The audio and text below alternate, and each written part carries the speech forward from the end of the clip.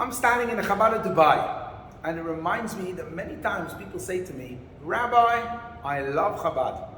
I hear these phrases often, and I must confess, they always make me proud.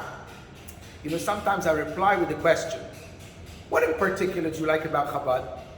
And I mostly get responses about the Chabad houses in faraway countries like here, Chabad of Dubai, and the non-judgmental attitude Chabad has to every single Jew. But I have a question. Why? Why does Chabad do so? What's the motivation? Well, we can ask the same question in this week's Parashat Vayishlach. The portion begins with telling us that Yaakov's brother Esav was charging towards him and his young family with 400 armed men. So Yaakov embarks on a lengthy strategy of sending gifts in order to appease Esav so that they can meet in peace and not need to have war between them. And again, we have the same question. Why was Yaakov so eager to meet up with his brother who sought to murder him? Wasn't it time to call it quits and move on? Why would he want a relationship with such a brother? You know, this reminds me of the famous quip of George Burns. He jested that happiness is having a large, loving, caring, close-knit family in another country.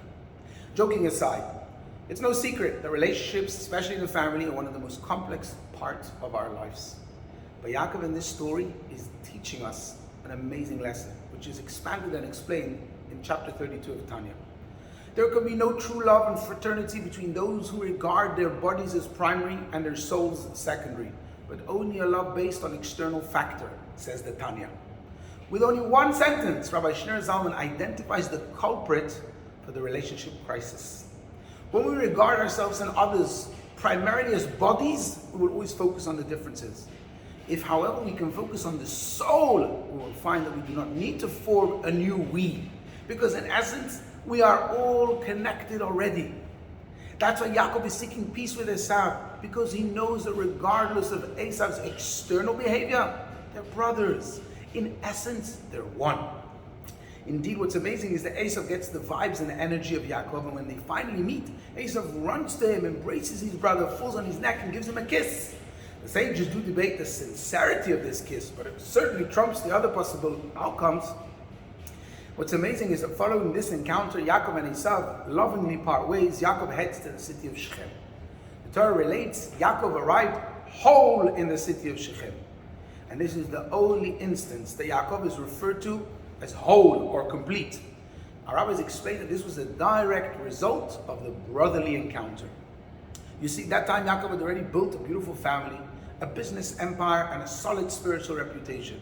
But he was only considered whole after meeting up with his estranged brother and leaving on decent terms. And I think the message for us is clear.